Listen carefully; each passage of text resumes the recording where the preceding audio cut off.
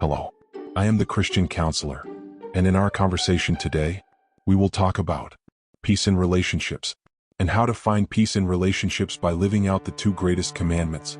But now I want to talk to you calmly, without rushing, as if we were sitting together having an honest conversation face to face. For this reason, stay with me until the end of our conversation and pay close attention, because talking about relationships requires exactly that: time, reflection, and truth. Many times when someone decides to start a relationship, the intention is good. No one begins thinking it will go wrong.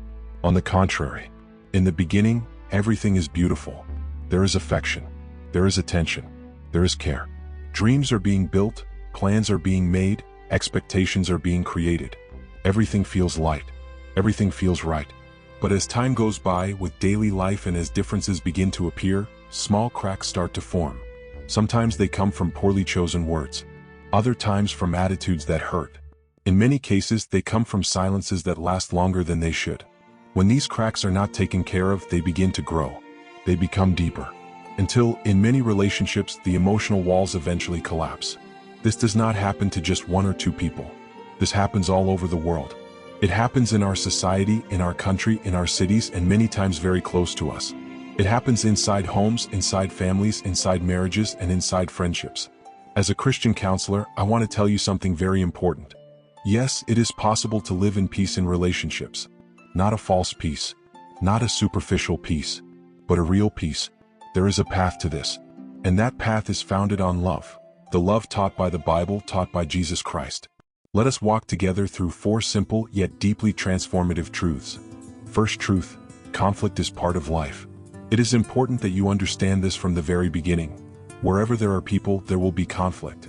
This is part of the human condition, and the Bible does not hide this reality.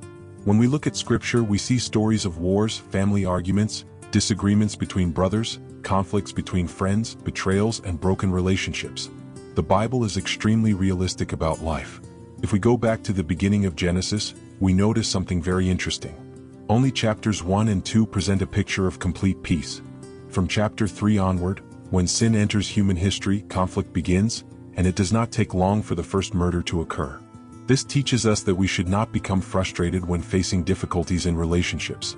The problem is not that conflict exists. The problem is how we deal with it. Second truth: loving God above everything else. On one occasion, Jesus was questioned by a religious leader. He asked, "Teacher, which is the greatest commandment of the law?" Jesus answered clearly and directly, "Love the Lord your God with all your heart, with all your soul, and with all your understanding." This answer teaches us something very deep. There is no true peace in relationships when other things take God's place in our lives. When we place people, money, status, desires, or expectations above God, sooner or later relationships suffer. This happens because we begin to demand from people what only God can give.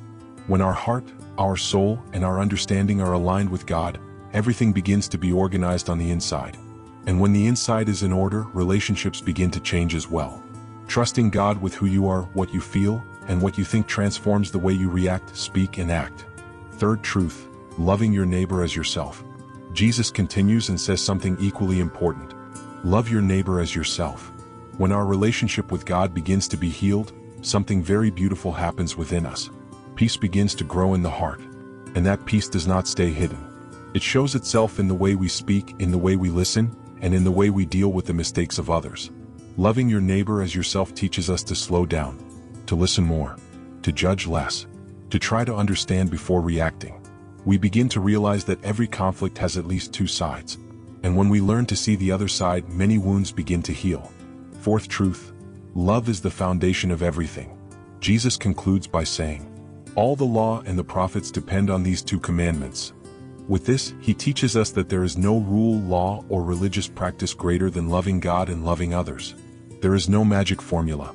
There is no more powerful ritual. There is no spiritual shortcut that can replace these 2 principles. Love is the foundation. Love is the base. Love is the way. When you choose to live by these principles every day, your relationships begin to change.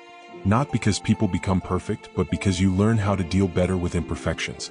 And that is how true peace is born. A peace that remains. A peace that transforms. A peace that begins when we seek the true source, Jesus Christ. Apply these principles in your life and in your relationships, and you will find a better life with God and, as a result, true peace and true love. I am the Christian Counselor, and I will return to my readings so that I may better guide you toward a better life with God and with the people you love. If you enjoyed this content, please leave a like and subscribe to our channel. Here we seek to help and guide you to live in peace in your relationships with God and with others, through our manual for life, which is the Bible. I wish you all fraternal hugs and see you in our next video.